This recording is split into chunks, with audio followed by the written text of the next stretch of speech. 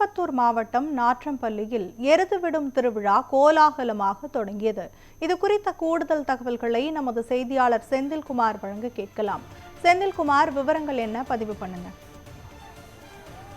திருப்பத்தூர் மாவட்டம் நாற்றம்பள்ளி பகுதியில் எருதுவிடும் திருவிழா தொடங்கியது. எருதுவிடும் திருவிழாவில் முதல் பரிசாக 1 லட்சம் ரூபாய் நிர்ணயிக்கப்பட்டு காலை இன்று 7:30 மணி அளவில் எருதுவிடும் விழா தொடங்கியது.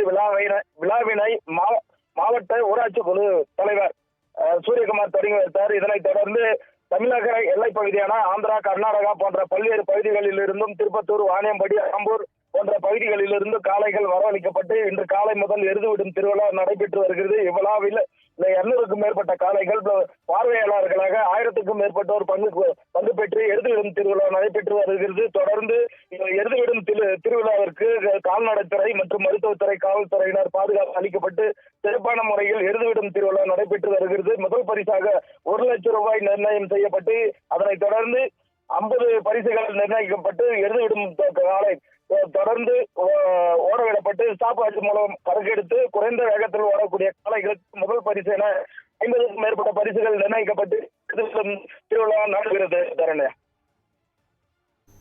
விவரங்களுக்கு நன்றி செந்தில்குமார்.